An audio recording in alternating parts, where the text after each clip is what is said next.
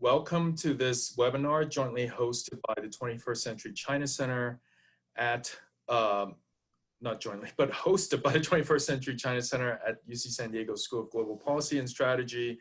My name is Victor Shih. I'm the Homeulum Chair in China and Pacific Relations and Associate Professor here at GPS.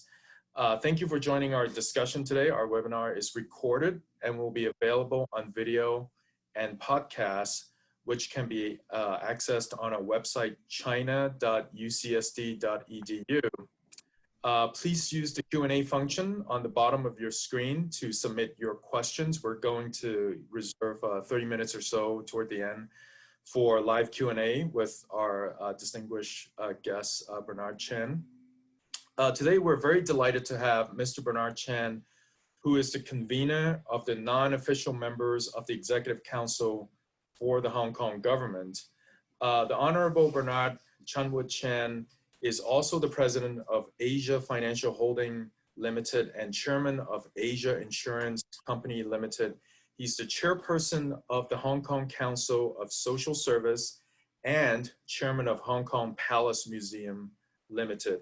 Mr. Chen is also a Hong Kong deputy to the National People's Congress of the People's Republic of China and a board member of West Kowloon Cultural District Authority. He, of course, also previously served as a member of the Legislative Council in Hong Kong. Welcome, Mr. Chen. So I have prepared some questions and would like to ask you a few questions. But my first question is, I think among the many roles that you have, politically, at least it seems that your role as the convener of the non-official members of the Executive Council is a pretty important one. Can you tell us a little bit about what your role is in that capacity? Sure. Thank you, Victor. And hi, everyone, to all the participants. This is basically, the Executive Council is basically the legacy of the colonial past. So when 1997 came, we basically inherited the system. So Executive Council is I guess it will be equivalent to like a cabinet, except that in the Executive Council in Hong Kong, there's two types of membership. There's the official members and the non-official members. Official members are the full-time politicians, the ministers themselves. So the financial secretary, the secretary for education, and so on and so on. And there are 16 of them. So that make up of the official members of the Executive Council. The non-official members are part-timers. They are not full-time. They don't have a portfolio. They're usually from different representation from the walks of life. They're also 16. There's no requirement to be equal, but so happen we have 16. And out of the 16, 8 of them are representatives from different political parties. Of course, parties that are pro-establishment. And the other 8 are, like, for example, the chairman of the Stock Exchange, the chairman of the University of Hong Kong, myself, and others. So together there's 16 of us, and I'm being the convener, so sort of like the leader of that group of 16 non-officials. We take part in all the decision, the major decision, but we don't have a portfolio of our own, and so we are not considered as the administrative branch, but we are there to give advice. It's a similar structure that in the colonial past, the British used the same method, because I guess when back then, the head of the city is the governor. So the governor being shipped to Hong Kong from the UK, so the executive councillor is the advisor to him. They don't have official members then, because you only have civil servants. You only have civil servants and us as a group of non-official, outside advisor to the governor. Today, of course, it's different. After 1997, Hong Kong is one country, two system. The head of Hong Kong is the chief executive. She is also the president of the Executive Council, although that title is never mentioned because she is the chief executive. But she chaired the meeting. We have meeting at least once a week, usually once a week. Of course, the chief executive always call a special meeting if there's an urgent matters. So that's what we do. So we have basically 3 levels of governance in Hong Kong. You have the Executive Council, which is the administrative level. And then of course you have the legislature. That's the that's the legislative council.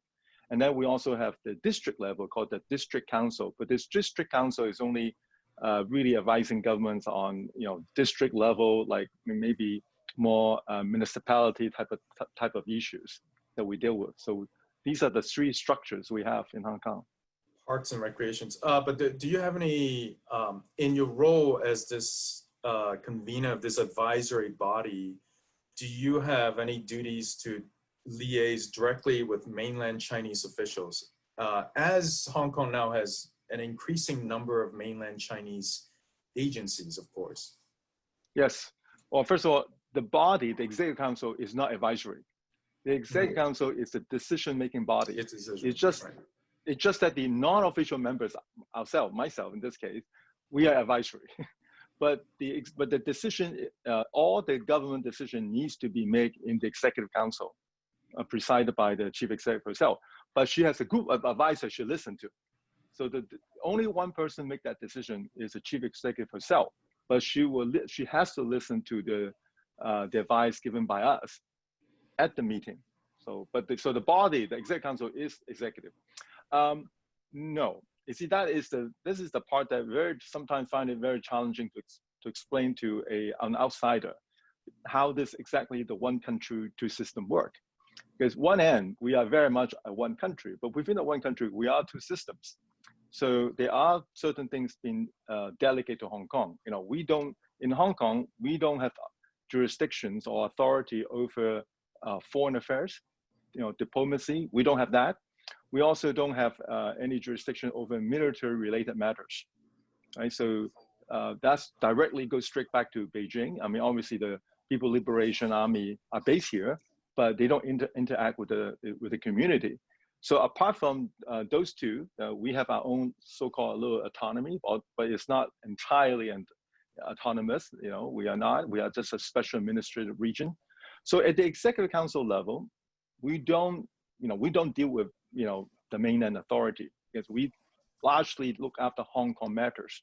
But you're right. In the last 20 years of returning to China, increasingly, while we are politically not integrated because we have two distinct systems, but economically, we are increasingly very integrated. So we are integrating economically and socially. So there are matters that no longer there's a distinction of just Hong Kong or is it China. I mean, you look at our stock market, 70% of our daily turnover is actually on mainland company that listed in Hong Kong, right? So you look at our university, our 8 government-funded university, on average, there's a 10% student from the mainland China. And you talk about tourism, obviously before COVID-19, or even before the social unrest last year. So roughly we have about 60+ million tourists previously. And out of that 60 million, 42 million are from the mainland China. So increasingly you see that even though, we're talking about issues within Hong Kong, but how can you ignore the mainland? Because they are very much now part of the fabric of Hong Kong. So yes, so while we don't have direct, we're not reporting back to the mainland, right? But although we are at certain types of issue, we work with our counterpart. For example, regulators. I'm sure our banking regulators here have frequent dialogue with their mainland counterparts in the mainland, and so on and so on. They also at the working level, there could be some sort of a dialogue, among them. So. But see, myself is interestingly, because as you introduced me earlier, I'm also happen to be one of the 36 delegates representing Hong Kong in the mainland Congress.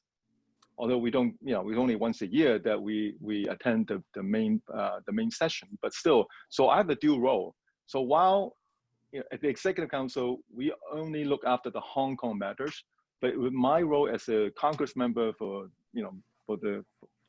in Beijing, I do have channels where I can express my view to them. But I have to be very careful because we cannot, because under the one-country, two system, we cannot, as my role as a delegate of the Congress, I cannot talk about Hong Kong matters, supposedly.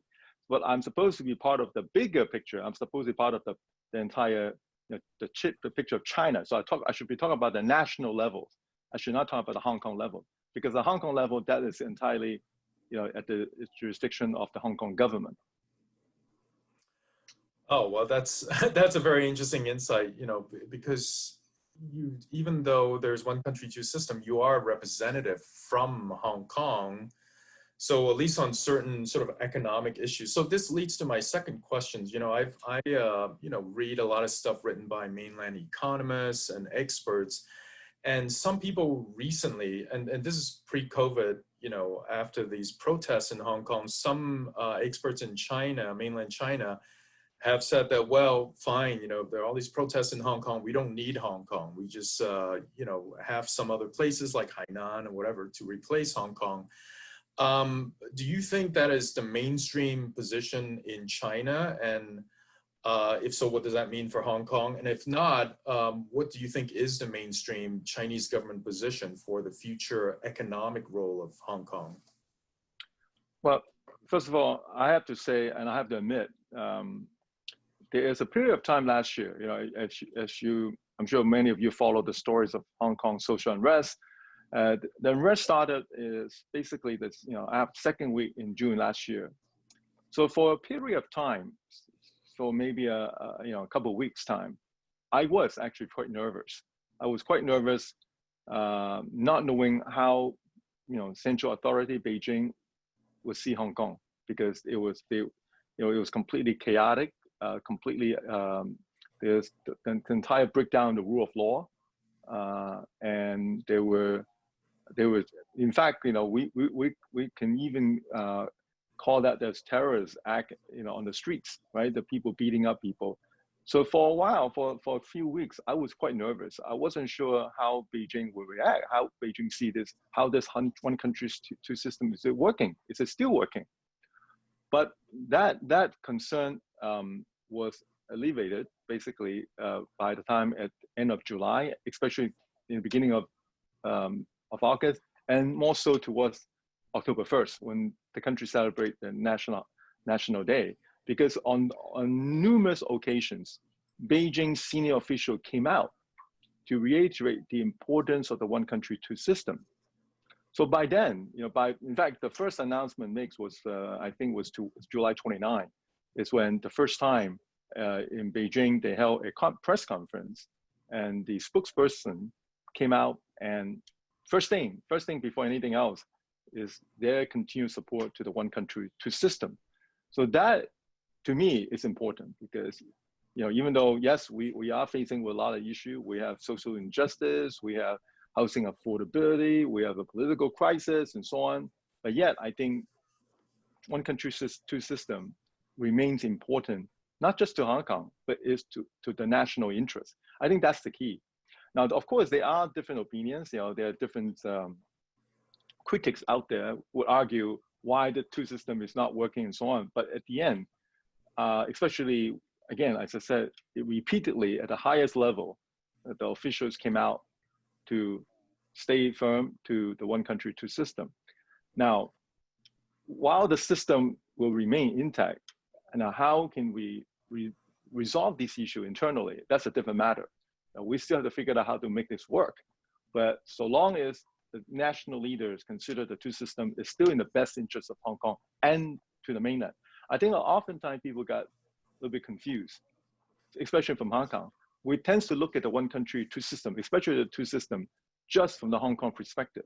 But honestly, if it's just for, this is my opinion, I'm not representing the government here, I'm just representing myself. If this is just about the 7.4 million people, about our special interests, honestly, I will be worried. Especially increasingly, we're no longer just talking about whether we make it through 2047. Increasingly, people are now talking about what happened after 2047, the so-called 50 years commitment to the two system. There's no mentioning in the Constitution of what happened after 2047. Honestly, the way I look at it, the two system can continue, but it can only continue if it's in the best interest of the whole nation, the 1.4 billion people, not just the 7 million. And mind you, the whole two system idea came around in the late or I guess late 80s. Well, I was still a student, so I knew nothing about it. But I can imagine, nobody back then could imagine, the reform in China, right? China is a different country now. I mean, it's rising. And the question we should all ask is, can Hong Kong remain relevant to the whole national agenda? So far we are. We serve a good interest to China. I mean, even though you have Shanghai, you have Shenzhen, but still the two system allows Hong Kong very unique status. We have the rule of law that people are very familiar with, and we are the gateway for China in certain way. I mean, it's not just physical gateway. Physical gateway, you have Shanghai, but we're more than just a physical gateway here for Hong Kong. And so you look at all the Chinese company, they use Hong Kong as their launching pad to go on Belt and Road. So Hong Kong play a special role here. But can that special role continue for another 27 years or beyond? It's really up to Hong Kong. And we always have to stay ahead. We always need to stay ahead and be relevant for China. But the problem for Hong Kong today is many of us, even including myself, we know so little about the way how China operates. It wasn't because of my role in the National People Congress. I probably would not make any effort to learn about the Communist Party system. I'm not a Communist Party member, but I think we should at least learn about how they operate, because after all, they are we are part of China. Shouldn't we learn? But the thing is, the truth is, very few people actually learn about the system here. More of our students learn about U.S. history, U.S. politics, like myself, than I'm familiar with the Chinese political system. So this is where the shortfall is. I think while we are two systems, but we tend to forget about we're also one country as well. So let's talk a little bit about this new national security law. I mean, after all, I think that's a lot of our listeners have signed on to this event for that. It's interesting that you mentioned that you became more optimistic about Hong Kong by last October. So it wasn't more recently when the national security law was announced. So basically, so tell us, to the extent that you know, how this national security law came about, because the content of it seems to be very kind of shocking to people like myself. We've seen things like the extradition law, but here we have the setting up of new bureaucracies, new systems of, for prosecuting various political crimes in Hong Kong, which is going quite far compared to the existing system. How much did the people like yourself have in terms of input during the drafting of the law? And what was Beijing's thinking in proposing a law like that? And what do you think are the one or two most important provisions in that law? Well, to start first, yes, I was relieved when the message was loud and clear way back in August and later on October 1st that the Chinese leaders were here to the one country, two system. So I was relieved that the two system will stay. But that doesn't address the problem that we have, the impasses we have, right? The division we have in Hong Kong. So I knew that, very early on from last year to early this year that something needs to be done. I mean, we have a constitutional requirement to legislate our own national security law. But for 23 years, we have failed. We have failed to pass this national security law ourselves. Chinese government have, mainland government had delegated the authority to Hong Kong, but we failed so. We made one attempt in 2003, at the time when I was also a member of the legislature, but it was aborted because there was resistance from the opposition. And of course, always come down to the trust issue. There was a lack of trust of how the national security law will be implemented in Hong Kong. So it was aborted back in 2003. And we were always hoping that we'll find a better time, hope that we can build a good trust, to relaunch that whole legislation. But we failed so. We failed all these years. 4 administration passed, and we have yet passed the law. And then came last year. It was quite clear after the event last year to the authorities in Beijing that there's basically no timeline ever for us to pass this law ourselves.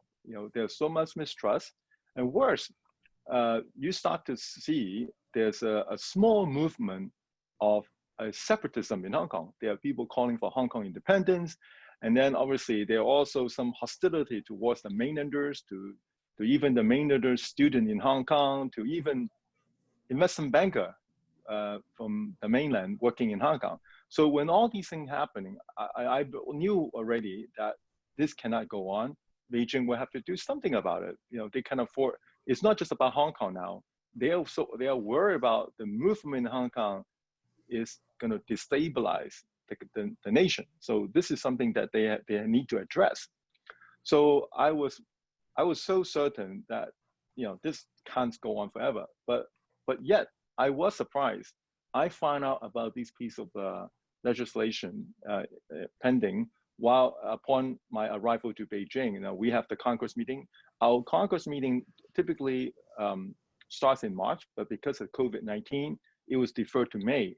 So when I arrived to Beijing is when I found out that this item is on the agenda, which caught me by surprise, because I didn't think, I didn't caught me by surprise in terms of the timing. It wasn't caught me surprised by the decision, because as I said, I knew that something has to be done. I just didn't know that they're going to use the MPC as the venue to pass this law.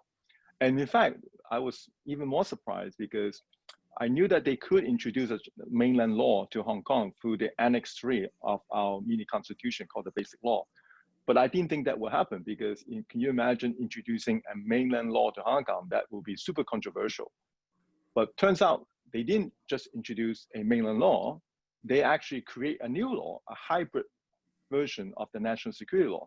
So there have been critics, in the last couple of weeks complaining or criticizing China for forcing the national security law to Hong Kong. Honestly, that's not fair, because they could have introduced a mainland security law to Hong Kong, but they didn't, because they still want to preserve the one country, two system. Right? So while they want to protect the national interests, while they have to protect the national interests, but yet they want to minimize the damage made to the two systems. So they specifically create a new hybrid national security law specifically for Hong Kong. So that to me was new. I didn't expect that. I didn't know that they can do that. So so that's how it came. So now by the time it was being introduced to the Congress, I mean, we have some input, but not a whole lot input. But again, I'm no surprise that they probably have already consulted with the administration in Hong Kong, the Secretary of Justice or Department of Justice in Hong Kong, making sure that the law can be enforced in Hong Kong. After all, it is a national law, it's a mainland law, but needs to be enforced in Hong Kong under the two system. So they must have already have consulted with the Hong Kong authority, the legal authority, to make sure that this piece of law, can apply and can be enforceable. So I'm sure there has been discussion among themselves. But what? So I'm sure you've read the law numerous times, as I have, but you more so probably than me. What provisions do you find the most important? And do you think, so a lot of people, again, legal experts in the US, other people think that this law, in essence, will end the one country, two system. Do you think that's a fair assessment? And the reason why they believe that's to be the case is because of the setting up of the new, this Bureau to Uphold National Security, which is a mainland directed organizations, which according to that law, no authorities in Hong Kong can intervene in what they do. So they can essentially do whatever they want in Hong Kong to whoever they want in Hong Kong. Do you find that as something that's a big deal, or do you think, people are sort of misreading the law in some sense? Well, it depends. If you are the China critics, so I'm sure, those comments will be the typical comments you'll hear. But mind you, we're not the only one who have a national security law enforced. And, it's another special administrative region, Macau. They passed their national security law back in 2009.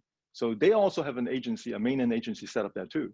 So, well, it's 10 years past and the two systems continue. So it's totally untrue to say that this will be the end of the two system. As I mentioned earlier, if they want to end the two system, they can just easily introduce the mainland national security law, and that's it. Take it or leave it, right? But they didn't. They already tried their best to address the concern from Hong Kong. So the legal jurisdiction is still being done in Hong Kong, largely, except for matters that is beyond Hong Kong jurisdiction, such as foreign and diplomatic. Because Hong Kong, as I mentioned earlier, we never have jurisdiction over military matters. We never have jurisdiction over foreign and diplomacy. So those type of issue, if it happened, then these cases will probably need to be bring back to the mainland legal jurisdiction. But apart from those, all the cases will be heard in Hong Kong, will go through the Hong Kong courts, which I think people still have reasonable trust that is very independent. Majority of our judges in the senior courts are not even Hong Kong person. So I think, the bulk of the cases will still, I should say, I don't know what percentage, but a large bulk of these issues still be held in Hong Kong. So it's not entirely true that, this will end the two system. Now, as we come back to the agency, yes, the agency has, we can't interfere the work they do, but they still have to observe the rules of Hong Kong. So it's not like they can, just go out there and breach the local law. No, these officials in the agency still has to abide by the law of Hong Kong. It's just that the work they do cannot be interfered by anyone else. That's all. So I would not say that this is the end. But again, we have gone through these sort of crises many times in Hong Kong, the 60s, the 80s, and the 90s. There's all these skeptics over Hong Kong's future. So, no point for us to argue, but let's just see, give time to tell whether Hong Kong remain Hong Kong. I do agree with you on this one point, is that the British also exercised a lot of very emergency and very sort of extra legal power in the 1960s. So this in some ways is a reemergence of that kind of stuff. But still, you said that they were supposed to obey Hong Kong law, but no authority in Hong Kong can intervene in what they do. So in essence, they don't have to obey Hong Kong laws. No, that's not true. To account. No, they still have to abide by the Hong Kong law, but the work they do cannot be interfered by any authorities in Hong Kong. The work they do, but they themselves has to abide by the Hong Kong law, so they cannot go and kill somebody. that's criminal, right? So I'm just saying the work they do. Yeah, but why not? They can't, because they can just say, this is part of my work. I had to kill this person. No, well, then it's not up to us to decide. It will be up to the court to decide. The court then will decide whether is this part of the work, or for example, if they have corruptions. Or by the way, they will have a different agency to go after them in China. That's under a different whole jurisdiction too. But I'm saying they are still legally bound by Hong Kong law. They cannot violate the Hong Kong law. But the work they do is independent from everyone else. Right. And also within this agency, that they're just like all mainland police agencies, they have an internal discipline and inspection commission that is supposed to watch, their behavior, like anti-corruptions and everything. Right. Yeah, exactly. But not the ICAC. This will be this internal discipline and inspection that's going to watch over them, not Hong Kong. By the way, in case you're not aware of, apart from this so-called newly set up National Security Agency, there's another there's a few other agencies in Hong Kong too, from the mainland, including the Foreign Affairs Commission is here too. So the same sort of rules apply, and they've been around for 22 years now in Hong Kong. So there are other mainland agency being also held in Hong Kong now. Jurisdiction is very narrow, though. It's always been pretty narrow, and not as potentially broad as this new agency. At least if you read the letters of their San Ding and all this kind of stuff, Right. agencies are supposed to do what they're supposed to do, et cetera, et cetera. Anyway, so one thing that, again, legal scholars here in this country are afraid of is that this agency is going to go arrest people. And it seems like once they get arrested by this mainland agency, there's no due process. But if they're arrested by the Hong Kong authorities, whether it's like this new political police or special branch type organization that's being set up, then there will be some sort of due process as you just described. Is that going to be the case? Because you mentioned that, only a very small minority of cases will be handled by this agency.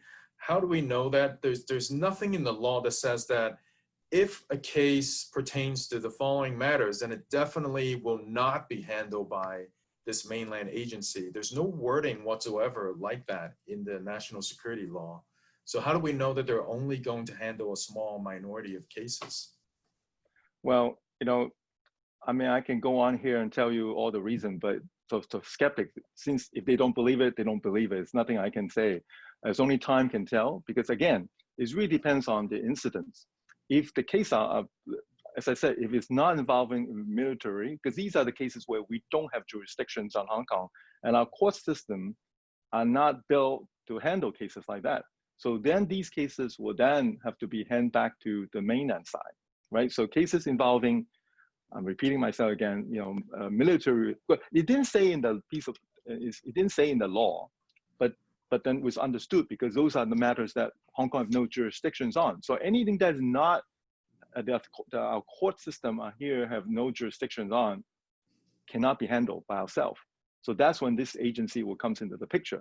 All the time, this agency only provide advice to Hong Kong government. So the enforcement is all done by Hong Kong police, and the whole legal proceeding will be handled by the Department of Justice in Hong Kong. So it is never going to involve with this special agency. But it's only when matters that Department of Justice, the court system, our prosecutors, they really have no authority over, then we pass on. And I'm sure these will be all reported widely, because in Hong Kong, transparency is out in our DNA. So these will be all made known. It's not like there's going to be a secret case where a person disappear. In Hong Kong, everything has to be so transparent. So, I think it will be made known. But until we have a case, I really can't convince you, right? If the critics don't believe it, then there's nothing more I can say. It's only time can tell, whether that's the case. Only until you have cases too, by the way. Mm-hmm. So one potential scenario that can arise, and this links to Hong Kong's role as financial center. So I agree with you. Of course, the future of Hong Kong cannot just be about the current residents of Hong Kong, which is only 7 million people, but already millions of mainland investors have parked, hundreds of billions of dollars in Hong Kong, both in real estate assets and portfolio assets. Not all of those people are on friendly terms with Xi Jinping. And this has been a problem that has sort of bedeviled the Chinese authorities, if you will, is that, you have all these mainland Chinese business people. Some of them are doing very dubious things behind the backs of the political elite in Beijing. They have the money in Hong Kong. There's very little that the Hong Kong authorities can do. There's very little that even the mainland authorities can do up until now.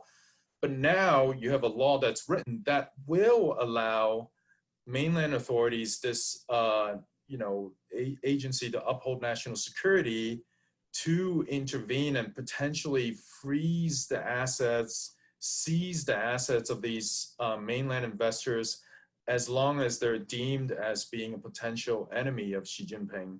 Do you think that's a scenario that may emerge under this new legal environment? Actually, it's entirely the opposite.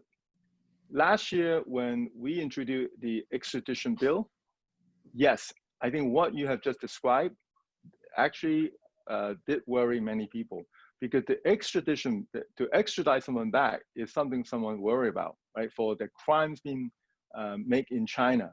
See, the reason why we introduced the extradition bill last year was that because there is no extradition arrangement between Hong Kong and the mainland. Hong Kong has the extradition arrangement with the United States, but yet we don't have one with the mainland. So last year when we have a case in Taiwan, and so we want to introduce it. Now that decision did actually frighten, I was told, I don't come across anybody I know, but I was told that yes, quite a few mainlanders are worried that, with this extradition arrangement forget about like going after Xi Jinping. I think, you're talking about very few people. I don't even know if there's anyone who would want to do that, but it could be other crimes such as tax evasion, which is very common, and other commercial crime. So they are concerned. I totally see that, right? Then you came the unrest, right? So when it came to unrest, from what I was told, many so-called mainland investors that you talk about are completely freaked out about their own safety in Hong Kong. They have offshore assets put in Hong Kong. They probably have a second home in Hong Kong. The kids go to school in Hong Kong. When all these unrest took place last year and the hostility towards the mainlanders, they are worried. So last year, there's more of a concern. First is the bill, the law, but of course the law was later been withdrawn, but it was their own personal safety and the whole notion of Hong Kong being a very safe and sound city, start to erode it, and they are worried. So, there are money. I know some of the children of these mainland investors are leaving Hong Kong because they feel that they're not being welcome here. So it's actually the other way around. With the introduction of the national security law, in fact, bring back confidence. I spoke to a U.S. wealth management CEO in Hong Kong, U.S. banks and a Swiss bank. They both told me the investors are actually now bringing money back to Hong Kong. They now see Hong Kong is we return back to normality. The city is safe and sound again. So they actually feel, this is actually better than last year. With the introduction of this law, it's completely actually the opposite. Now, of course, this law, we're not going to extradite people with commercial crime or crime you've done in China. This specific law target people that subvert the state power, promote secession or separatism, right? Now, if you happen to fall into that category, yes, you will be subject to the Hong Kong legal system. So, but I don't think these mainland investors have any intention whatsoever want to subvert the state power, nor they want to, separate Hong Kong from China. They have no intention of that. So actually this law have no effect on them whatsoever. Yeah, but well, the subverting state powers can be interpreted pretty broadly. I would like to go to the Four Seasons Hotel and ask some of these people, see how they feel. No, this is different. Subverting state power is different from the extradition. Extradition last year, yes, commercial crime, everything fall under it. Commercial crime is not subverting state power. By the way, it's not, see what most people are confusing with is the legal system in the mainland. People complain the legal system in mainland is too vague, too broad, but this law the enforcement will be in Hong Kong. It's in the court of Hong Kong, and the Hong Kong courts have to be very specific, right? So it's not gonna be vague. So unless you can prove, that there is an act of subversion, you have to presume innocence, right? So this is the common law system in Hong Kong. So I still have, good faith with our system. Now, of course, if it didn't turn out that way, then of course, then we're all going to be worried, right? But it's not. I'm sure the reason why, as I keep repeating myself, the Chinese specifically create this special law for Hong Kong to make sure that the two system will continue. Otherwise, they can just introduce the national security law from the mainland, and then that's it, right? So, but they didn't. They know that there's concern. They know that they have to address the confidence from investors to Hong Kong people and people from around the world. But so this period of time, I can understand people are confusing the two, the system here and the system in China, and most of the Western critics, that I understand that they actually don't understand how the one country two system operate. So you're always confusing with the two being the same. Yeah, I guess a lot of it we'll just see how things transpire. But one of the milestones that we're going to have, so I'm opening up to question and answer. We've had a lot of questions. one of the questions I think is very good. It's about the Lechko, and they're gearing up for their election. Do you think the new law is going to change the election in any way? And do you think opposition parties will have just as much of an ability to field candidates, to campaign, to get elected as was the case before the enactment of this national security law? Well, first of all, the law itself is not retroactive, but being not retroactive, but that doesn't mean that, you know, by the way, I know quite a number of these so-called opposition candidates. Some of them are even were my colleagues when I served in the legislative council myself. So it really depends on how they want to play this out, right? If they just want to get elected and become a opposition force in our legislature, they can do that, right? Because there's nothing stop them from running for office. But if they choose to now, and it really depends, you know, if they just want to go out there to make a statement, you know, by saying, you know, I don't agree with the national security law, or even by promoting separatism, then first of all, I think they will be disqualified. They will not be qualified to be a candidate in the first place, I think, right? So it really depends on how they play this out. Now, we just had the district council elections a few months ago after, you know, the unrest last year and so on. We have it, and the so-called opposition won the majority, right? And many of these candidates are fresh faces. Nobody even heard of them before. They won, and they have not made any, you know, strong statement against, you know, the one China. So you can't disqualify them, and they got elected. So it really depends on how they want to play this out. You know, if they abide by the law, adhere to the basic law, the Constitution, you know, abide by the one country, two system, yeah, they will be legally qualified to run, and nothing will stop them. So it will be then at the hands of the voters to decide. But if they choose to, like what happened 4 years ago, there were a few elected members, and they're doing the swear-in ceremony. You know, they make statements against China. I mean, not even statement. They were basically mocking, you know, even Chinese as a race. So that is totally, you know, unacceptable, and they would subsequently disqualify.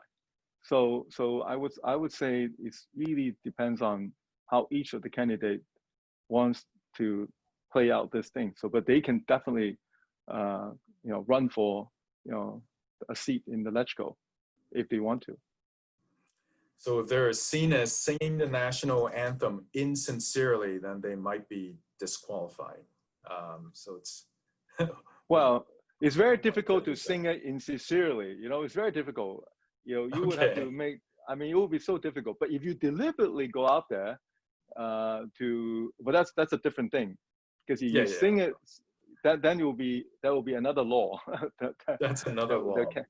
That's another law. But it's very difficult to sing. You can even sing in Cantonese, and I don't think you'll get into, I don't know, maybe. But if you, of course, deliberately try to humiliate the song or the Chinese people, that's a different story then, right?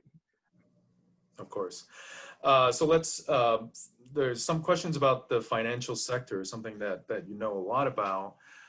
Given the new national security law and also the US sort of reaction to the law, you know, we've had Donald Trump sign a series of potential sanctions and so on and so forth. Do you think that will affect Hong Kong's status as a global financial center and also a major hub in supporting the internationalization of the renminbi? I mean, clearly, this will be a lose-lose situation if the trade war tension continue between China and the US. And Hong Kong clearly is a collateral damage here too as well. So any change of the US policies towards China and to Hong Kong will have an effect. There's no doubt. There's no doubt about that. But I don't think, we can give up national security, for that reason, right? So I'm pretty sure the national security is a done deal. China will adhere to that. There are 1,300 U.S. companies in Hong Kong, and just now when I mentioned the wealth management business, they largely, I will not be surprised, over 50% are actually controlled by U.S. companies based here. So any decision to sanction Hong Kong will indirectly hurt the U.S. interests as well. So I just don't see why anyone would do that, right? Why anyone would do such a thing. But I know this is election year in the U.S. and who knows, anything can happen. So, but we are preparing for that. We're preparing for the worst, but yet, but I think at the same time, I'm pretty sure China will retaliate as well. Given the history, I know, China will not going to just sit and do nothing and just let the U.S. to sanction on, certain individuals or to certain companies. I'm sure the Chinese will retaliate.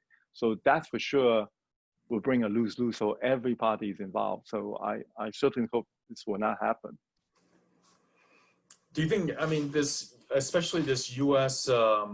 provision to sanction individual Hong Kong officials, like officials who are involved in, like, let's say arresting, Joshua Wong or something like that in the near future, do you think that will change behavior in any way? Like, either the Hong Kong official probably would divest assets away from any U.S. institutions or leave the Hong Kong government altogether because they don't want to be sanctioned by the U.S.? Or do you think that's just kind of a silly policy that's not going to change anything? Well, funny you ask this, because I've been named by the media in Hong Kong, because I mentioned earlier, we have the executive council, right? We have the official members and non-official members. And among the 32 of us, only 2, that's me and another person, that have U.S. assets, because this all has to be disclosed. So I have a self-use condo in San Francisco. So I got many phone calls from a reporter asking whether I would, whether I would sell my property and get out of the U.S. I have a small banking account as well. Whether I would close my banking account or would I leave the government? Exactly what you just asked. I say, no. First, I'm not going to sell my property because I just don't believe that that they will go and even going to confiscate my property. And even if they do, that's not going to change me, in serving Hong Kong in my capacity here. I just won't. So yeah, well, it will be unfortunate to see if things escalate to that level. As I said, the Chinese will also retaliate. So then a number of the Americans will be sanctioned as well in response to that. So it's a lose-lose for everybody. So I just hope that we'll find a common interest for both sides to work on, and rather to try to make things worse. Sure. So one of the things that people like myself, like China watchers overseas, were really taken aback by the new law is the extraterritorial reach of the law. So the law is very clear that says that any subversion of Chinese authorities overseas will be punishable. Of course, the person probably would have to be in Hong Kong or in mainland China to be punished. How are we supposed to interpret that? Like, if I just sit here and say, I think the national security law is a bad law, I'm not for it, would that be in violation of the law, or is the bar actually quite high, according to your understanding? Yeah, well, I asked the same question too. By the way, I asked because I'm totally not a legal person myself, so I asked our government legal experts. From obviously, again, the court has to prove it, right? Forget about whether you are residing overseas. You should ask them about even like people in Hong Kong. Ask the same question. If I simply just say that, hey, I don't like Xi Jinping, would I get into trouble? No. Clearly, it's not. I was told that is because you don't have to prove that you have actual plan to subvert the state. You can, it's not like you can, you can still continue to criticize. I mean, I ask the same question all the time. Can we criticize? You know, can we criticize? Well, first of all, can you criticize our chief executive, Carrie Lam? Of course you can. This is very much of our DNA. You open our newspaper today, even the law passed already for a few weeks. Look at our major newspaper. They all criticize the government every day. So that continue. And some newspaper, they criticize China, still continue. So you can, because the bar is actually quite high, because you have to prove to the court that you actually have a plan to subvert the state power.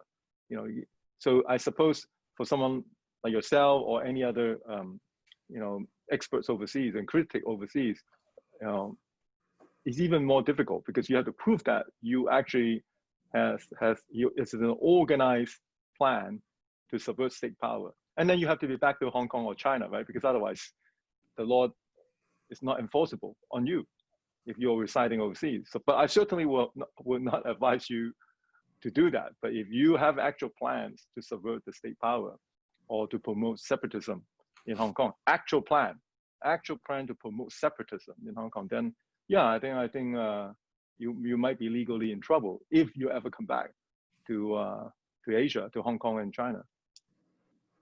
Okay, so it's the idea of a plan, you know, somehow a plan that can be proved that is a trigger.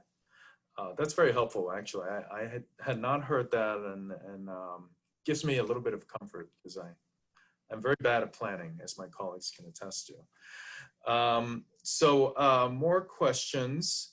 So one question basically asks, is the way in which the People's Republic of China passed this national security law, will that open the way for additional law from the NPC that's going to supersede basically the legal process in Hong Kong? Or do you think this is kind of a one-off and we're not really going to see additional laws that are similar to the national security law? Yeah, I cannot imagine there will be any law that will be introduced through this type of arrangement. Although there are others, like we just recently passed another law through the Annex 3, and that's the national anthem. Now, but the national anthem, you know, is nowhere come close to be that controversial. So I could not imagine there will be any other piece of legislation that can equate to the controversy you're seeing now with the national security law. Yeah, so this is a very high bar. You know, it will be not easy. It's not something that we would do so frequently. I think we have done a few in the past 22 years, but most of them are non-controversial. I would say all of them are non-controversial until this piece of national security law. So we're running short on time, but I do want to ask you to put on your kind of hat to tell the future, crystal ball, to get out your crystal ball and tell us how Hong Kong politics is going to evolve in the coming months as we head into the legislative election. Like, what if the Democrat parties win additional seats? What if they, you know, surprisingly get a majority or something like that in legislative? What is the administration just going to use this big, you know, baseball bat of the national security law and just arrest all the people who are elected? How do you see politics sort of evolving in Hong Kong in the coming months? Actually, good, Victor. Thank you for asking this very important questions towards the end, because when you say crystal ball, by the way, I really don't have any clue what come next. But I just cannot imagine, as you put it, that you just use a stick and hoping that everything will return to normality. No, the stick will help to draw the red line, to tell people, hey, you can do anything you want, but don't you dare to cross that red line. You cannot ask for separatism. You know, you cannot, you cannot have subverting the state power. You cannot organize terrorist activities, and you cannot bring foreign forces to interfere with local politics, right? So those are the red lines that they make it very clear. But that hasn't addressed the fundamental issues that we are facing in Hong Kong. You know, we have, as I mentioned earlier, we still have social injustice. We have all the symptoms you see in many of these capitalist models. In China, the socialist model, they actually managed to deal with it, reasonably better than Hong Kong.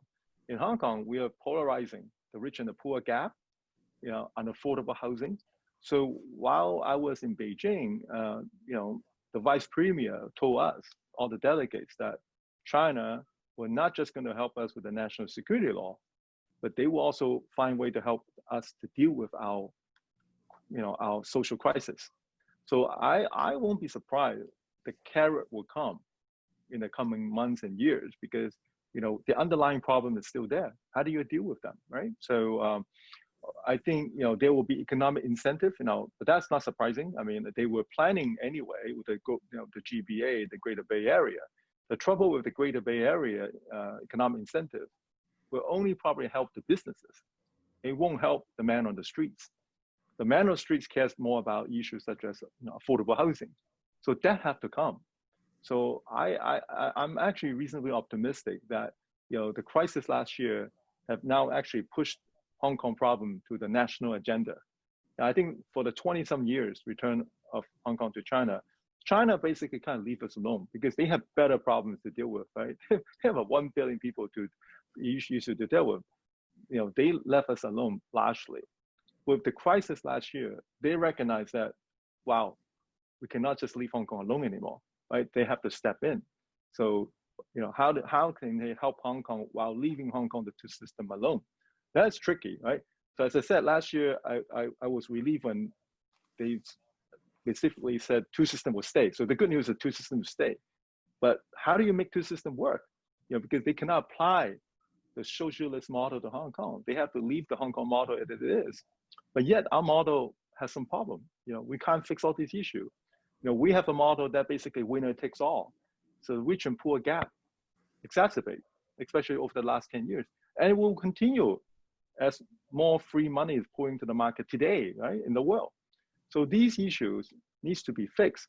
If not, all of them will continue to be politicized at every election. You can imagine, right?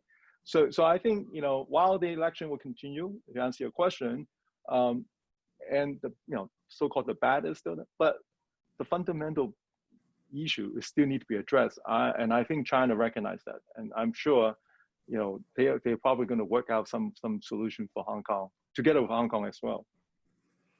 Yes, let's hope so. Although the fiscal situation is a bit tight this year, for the obvious reason.